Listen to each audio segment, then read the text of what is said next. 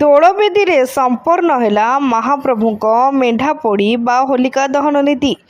ମହାପ୍ରଭୁଙ୍କ ଚଳନ୍ତି ପ୍ରତିମା ଦୋଳଗୋବିନ୍ଦ ଭୂଦେବୀ ଓ ଶ୍ରୀଦେବୀ ଶ୍ରୀମନ୍ଦିରରୁ ମଣି ବିମାନରେ ବିଜେ ହୋଇ ଦୋଳବେଦୀରେ ପହଞ୍ଚିଥିଲେ। ସାଙ୍ଗରେ ଥିଲେ ପଞ୍ଚୁପାଣ୍ଡବ। ଦୋଳବେଦୀକୁ ପରିକ୍ରମା କରିବା ପରେ ଦୋଳବେଦୀ ତଳେ ବିରାଜମାନ ହୋଇଥିଲେ ମହାପ୍ରଭୁଙ୍କର ଚଳନ୍ତି ପ୍ରତିମା। ସେଠାରେ ମୁଦିରସ୍ତଙ୍କ ଦ୍ୱାରା ବନ୍ଦାପନା ଓ ହୋମ ନୀତି ସମ୍ପନ୍ନ ହେବା ପରେ ହୋଲିକା ଦହନ ନୀତି କରାଯାଇଥିଲା। ଗତକାଲି ମଧ୍ୟାହ୍ନ ଧୂପ ସରିବା ପରେ ମହାପ୍ରଭୁଙ୍କ ଆଜ୍ଞାମାଳ ପାଇଁ ଚଳନ୍ତି ପ୍ରତିମା ଦୋଳଗୋବିନ୍ଦ ଭୂଦେବୀ ଶ୍ରୀଦେବୀ ଦୋଳବେଦୀକୁ ବିଜେ କରିଥିଲେ।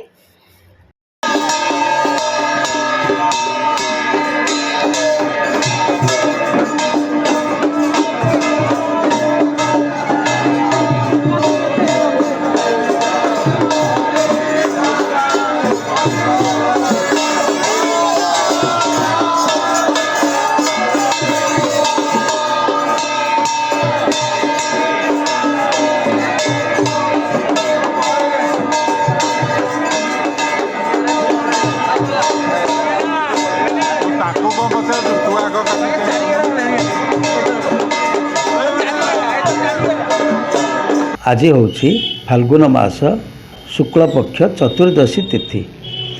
श्रीमंदिर रे फाल्गुन दशमी ठारू आरंभ होइथिबा जो दोल यात्रा से दोल यात्रार आज हूँ एक प्रमुख दिन। आज महाप्रभुंकर जेतबेले भितरे मध्याह्न धूप सरे सेतबेले सर्वांग नीति अनुष्ठित हुए एवं रत्न सिंहासन रे विराजमान करिथिबा श्रीदेवी एवं भूदेवी से दक्षिण घर को जाती। सेठारे गोटे खट पड़ी थाए। से खट उपरे श्रीदेवी भूदेवी एवं दोलगोविंद से माने उपवेशन करती एवं सेठारे चाचेरी बेश अनुष्ठित हुए। चाचेरी बेश सरीगला परे ठाकुर ठाकुराणी रत्न सिंहासन को विजय करती एवं सेठारे फगु खेल बंदापना इत्यादि नीति संपन्न हेबा परे पूजा पंडा सामंत यही तीन ठाकुर ठाकुराणी को आज्ञामाल प्रदान करती। महाजन सेवक माने यही ठाकुर ठाकुराणी को अर्थात दोलगोविंद श्रीदेवी भूदेवी को लक्ष्मी को मंदिर को आणती। सेठारे गोटे खट पड़ी थाए। सेठारे मध्य यही तीन ठाकुर ठाकुराणी विजय करती। सेठारे फगु खेल अनुष्ठित हुए बंदापना अनुष्ठित हुए। ये सब सरीगला परे विमान रे विजय करी श्रीदेवी भूदेवी दोलगोविंद दोलवेदी निकट को आसती। दोलवेदी निकट में गोटे अग्निगृह प्रस्तुत करा जाय थाए। सेठारे ठाकुर आसी पहुँचिले। सेठारे पूजा पंडा सामंत होम करती। होम करी सारिबा परे सेठारे गोटे अग्निगृह निर्मित होता है। घसी रे यही अग्निगृहटी प्रस्तुत होता है।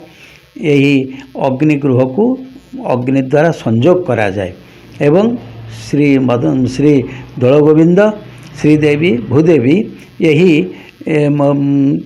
अग्निगृह को 7 थर प्रदक्षिण करती। यापर पंच महादेव माने मध्य से माने अग्निगृह को प्रदक्षिण करती। यापर ठाकुर ठाकुराणी श्रीमंदिर को विजय करिथांती।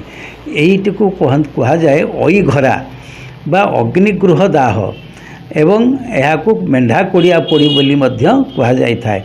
तार तात्पर्य होची मेंढा होची अग्निकर वाहन एवं आसुची प्रचंड ग्रीष्म ऋतु प्रचंड एवं अग्नि बहु स्थान रे प्रज्वलित होकर बहु क्षयक्षति करेंगे जहाँफल अग्नि को शांत करने को पड़ो। तेणु यही प्रकृति को अग्निकर प्रकृति को शांत करने यही अग्नि उत्सवटी दोल यात्रा अवसर अनुष्ठित होता है। एवं जो अग्निगृहटी बा मेंढा कुड़ियाटी प्रस्तुत करा जाए से सतेकी गोटे मेंढाटीए रही अर्थात गोटे मेंढा अर्थात अग्निकर वाहन सेठारे थाई अग्निदेवता अवस्थान करुछंती बोली कल्पना करा जाए एवं सही गृह को पोड़ी ठाकुर माने अग्नि को प्रदक्षिण करी आउ किभली भावरे प्रचंड रौद्रतापरे अग्नि वित्पात नहब से ठाकुर यू व्यवस्था करिछंती। तेणु आज हूँ एक प्रमुख दिन दोल यात्रार। यही दिन दोलवेदी निकट रे अग्नि उत्सव अनुष्ठित होता है। बहु श्रद्धालु यह दर्शन करती एवं यही उत्सव को दर्शन कले अनंत पुण्य प्राप्ति होता है बोली विश्वास रही। ब्यूरो रिपोर्ट तीर्थक्षेत्र लाइव।